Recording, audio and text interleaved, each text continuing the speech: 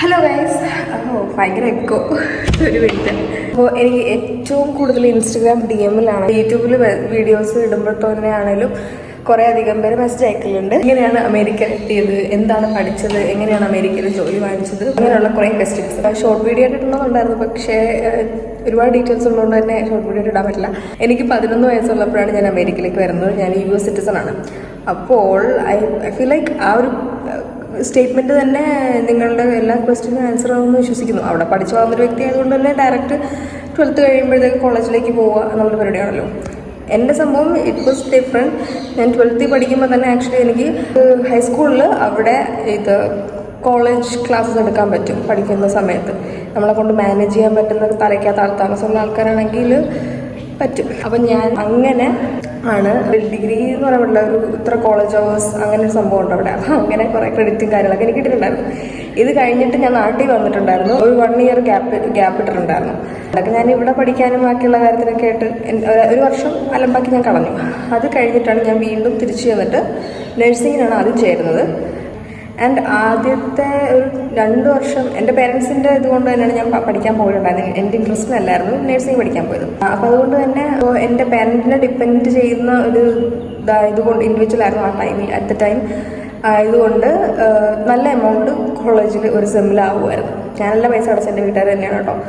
അത് കഴിഞ്ഞിട്ടാണ് ഞാൻ കോളേജിൽ പരിപാടി നഴ്സിംഗ് പറ്റില്ല എന്ന് ഞാൻ തീരുമാനിച്ചെടുത്ത് നിർത്തിയ സമയത്ത് ആണ് ഞാൻ ടീച്ചിങ്ങിൻ്റെ ഡിഗ്രിയിലേക്ക് പെർസ്യൂ ചെയ്യാമെന്ന് വിചാരിച്ചിട്ട് ബാക്കി കോളേജ് അവേഴ്സ് കൂടെ എടുക്കാൻ തുടങ്ങിയത്.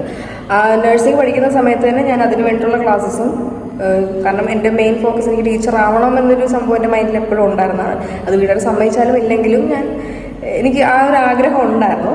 സോ അത് ഞാൻ ചെയ്തതുകൊണ്ട് എനിക്ക് 22ാമത്തെ വയസ്സിൽ ഞാൻ ടീച്ചറായിട്ട് ജോലിക്ക് കയറി. ഇവിടെ എങ്ങനെ എത്തിയെന്ന് ചോദിച്ചു കഴിഞ്ഞാൽ എൻ്റെ അപ്പൻ എനിക്ക് 6 വയസ്സുള്ളപ്പോൾ അമേരിക്ക വന്നതാണ്. അത് കഴിഞ്ഞിട്ട് എൻ്റെ 11ാമത്തെ വയസ്സിലാണ് ഞാനും എൻ്റെ അമ്മയും എൻ്റെ അനിയനും അമേരിക്കയിലേക്ക് പോകുന്നത്. ഫാമിലി വിസ കിട്ടിയിട്ടാണ് പോയത്. അത് കഴിഞ്ഞിട്ട് ഞങ്ങൾ ഗ്രീൻ കാർഡായിരുന്നു. പിന്നെ അത് കഴിഞ്ഞിട്ട് ഞാനും എൻ്റെ അനിയനും എൻ്റെ അപ്പനും സിറ്റിസണായി. എൻ്റെ അമ്മയ്ക്ക് താല്പര്യമില്ലാത്തതുകൊണ്ട് she's still a green card holder. പിന്നെ ഒരുപാട് പേരെ ചോദിക്കാറുണ്ട് ഇങ്ങോട്ടേക്ക് വരാനുള്ള വിസയുടെ പ്രോസസ്സും എങ്ങനെയാണ് അതിനെപ്പറ്റി. എനിക്കറിയില്ല, കാരണം എനിക്ക് അതിനെപ്പറ്റി അറിയാനുള്ള ഒരു കാര്യം ഉണ്ടായിട്ടില്ല. അതിനെപ്പറ്റി തിരക്കേണ്ട കാര്യം വന്നിട്ടില്ല. ഞാൻ വളർന്ന അവിടെയാണ്. ഇന്ത്യയിൽ താമസിച്ചതിനേക്കാളും കൂടുതൽ താമസിച്ചിട്ടുള്ള അവിടെയാണ്. എൻ്റെ ഹോം അതാണ് സത്യം പറഞ്ഞാൽ. അപ്പോൾ അതൊക്കെയാണ് കാര്യങ്ങൾ.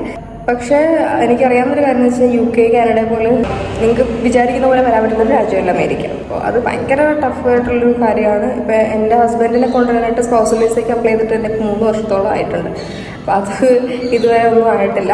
പ്രോസസ്സിങ് കാര്യങ്ങളൊക്കെ അതുകൊണ്ട് തന്നെ ലേറ്റ് ആയിട്ട് ഭയങ്കര താമസമാണ്. നഴ്സുമാർക്കൊന്നും ഇവിടെ അങ്ങനെ വരാനായിട്ട് ഇവിടെ ഇപ്പം ഞാൻ നാട്ടിലാണ്.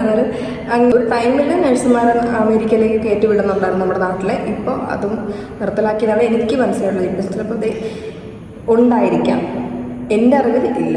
ആ പരിപാടി അവർ നിർത്തിയിട്ടുണ്ടായിരുന്നു. കോവിഡ് ടൈമിൽ വീണ്ടും അവർ ഓപ്പൺ ആക്കിയിട്ടുണ്ടായിരുന്നു. ഒബിയസ്ലി ആർക്കും ആ സമയത്ത് എല്ലാവർക്കും ജീവനെ കൊതിയുള്ളതുകൊണ്ട് ആരും അങ്ങോട്ട് വന്നിട്ടുണ്ടായിരുന്നു. പിന്നെ കോളേജിലെ കാര്യം എന്ന് വെച്ച് കഴിഞ്ഞാൽ സ്കോളർഷിപ്പായിരുന്നു. ടീച്ചിങ് പഠിച്ച സമയത്ത് എനിക്ക് 2 വർഷം എനിക്ക് സ്കോളർഷിപ്പായിരുന്നു. എല്ലാം, ഒരു ബുക്ക് പോലും എനിക്ക് വാങ്ങിയിട്ടുണ്ടായിരുന്നില്ല. അതുപോലെ തന്നെ ഇങ്ങോട്ട് അവർ എനിക്ക് പൈസ തരുമായിരുന്നു ഓരോ സെമ്മിലും.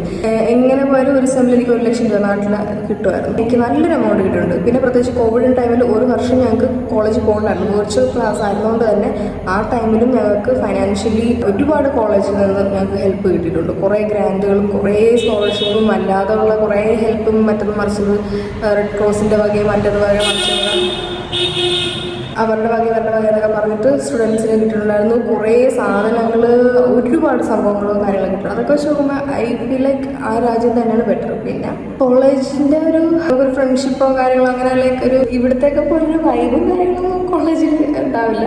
നല്ല ശോകമായിരിക്കും. ആ സമയത്തൊക്കെയാണ് ഞാൻ ഏറ്റവും കൂടുതൽ മെൻ്റലി വീക്കായിരുന്ന ടൈമൊക്കെ എന്ന് പറയുന്നത് കോളേജ് ആ ഒരു ടൈമിലും. അല്ലെങ്കിൽ ഇപ്പോൾ ജോലിക്ക് കയറി കഴിഞ്ഞിട്ടാണെങ്കിലും എനിക്ക് ഇറ്റ്സ് എ സ്ട്രെസ്.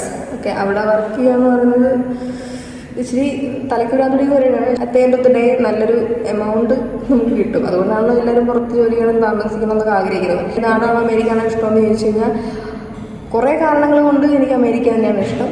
പക്ഷേ ഞാൻ ഹാപ്പിയാണെന്ന് നാട്ടിൽ വരുമ്പോൾ മാത്രമാണ്.